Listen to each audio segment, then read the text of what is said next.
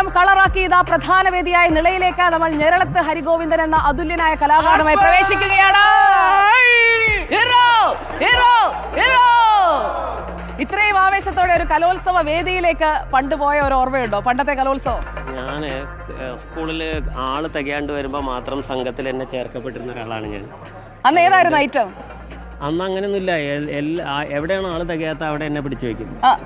നമ്മുടെ റോഷിപാൽ ഉണ്ടല്ലോ, അങ്ങനെ ഐറ്റങ്ങളിൽ കയറി കയറി അവസാനം 4 ഐറ്റത്തിൽ വരെ സംഘനൃത്തത്തിൽ വരെ പങ്കെടുത്തിട്ടുണ്ട് കുട്ടിക്കാലത്ത്. സംഘനൃത്തത്തിന് അങ്ങനെ വേണം, അങ്ങനെ വേണം. അതെ, സംഘനൃത്തമാണെന്നുള്ളതാണ്. അല്ല, അവസാനം റിപ്പോർട്ടറിന്റെ സംഘത്തിൽ ഒന്ന് നൃത്തം ചെയ്തേണ്ടി വന്നില്ല. അതെ അതെ അതെ. റോഷിപാൽ ശരിക്കും പറഞ്ഞാൽ മോളുടെ കൂടെ ഇപ്പൊ ഡാൻസ് പഠിക്കുന്നുണ്ട് അല്ലേ റോഷി? അത്യാവശ്യം പഠിക്കേണ്ടി വന്നു. റോഷിപാലിന് എന്നെ പോലുള്ള ആളുകളായിട്ട് മാത്രമായിരുന്നു ആദ്യകാലത്ത് നല്ല ബന്ധം ഉണ്ടായിരുന്നത്. പിന്നീട് നിങ്ങളെ പോലുള്ള ആളുകളുടെ കൂട്ടത്തിൽ നമ്മളെ പോലുള്ള ആളുകൾ എന്ന് പറഞ്ഞാൽ റോഷി അങ്ങനെ വിട്ടുകൊടുക്കാൻ പറ്റുമോ? ഈ റോഷിപാലേട്ടനൊക്കെ അതെന്താ അങ്ങനെ ഒരു ടോക്ക് അല്ലേ? അതെ, ഈ പഠിക്കുന്ന സമയത്ത് സംഘനൃത്തമായിരുന്നു, അത് കഴിഞ്ഞ് പിന്നെ സംഘടനാ നൃത്തമായിരുന്നു.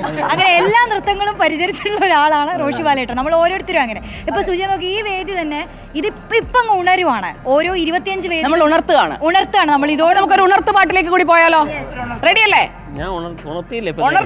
അപ്പൊ ഉണർത്തിയ ഉണർവ് നമ്മൾ കുറച്ചുകൂടി നമ്മുടെ മന്ത്രി ജി ആർ അനിൽ ഇവിടുത്തെ ക്രമീകരണങ്ങളൊക്കെ വിലയിരുത്തിക്കൊണ്ട് നമ്മുടെ മുന്നേ നടക്കുന്നുണ്ട്. ഈ വേദിയിൽ ഇന്ന് ആദ്യം എത്തിയ മന്ത്രി ജി ആർ അനിലാണ്. KSRTC ബസ് ഏർപ്പാട് ചെയ്തിട്ടുണ്ടെന്ന് കേട്ടു. ഞാൻ സത്യത്തില് ജീവിതത്തിൽ ആദ്യമായിട്ട് തിരുവനന്തപുരം സർപ്രൈസ് ആക്കിയതായിരുന്നു. അല്ല, നേരത്തെ പറഞ്ഞായിരുന്നു എനിക്ക് മെസ്സേജ് കൊണ്ടുവരാന്ന്.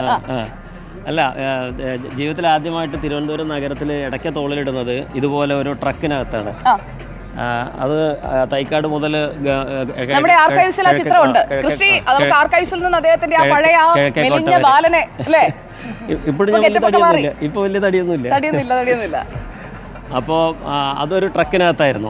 അപ്പോൾ നിങ്ങളുടെ ഈ ഒരു എന്താ പറയുക വെഹിക്കിളിനകത്തുള്ള സംഗതി കേട്ടപ്പോൾ എനിക്ക് ഭയങ്കര കൗതുകം തോന്നുന്നു. ഒരു ചാനലുകാരും ചിന്തിക്കാത്തൊരു ഭയങ്കര, അതായത് കലോത്സവത്തിന് ഞങ്ങൾ അങ്ങ് പങ്കെടുക്കുവാണ്. നമുക്ക് കലോത്സവത്തിന് പഠിച്ച സമയത്ത് ആവേശത്തിൽ ഇത്രയൊന്നും പങ്കെടുക്കാൻ പറ്റില്ല. അതുകൊണ്ട് ഇത്തവണ നമ്മളങ്ങ് പങ്കെടുക്കും അല്ലേ? നമ്മളെല്ലാവരും പങ്കെടുക്കുക.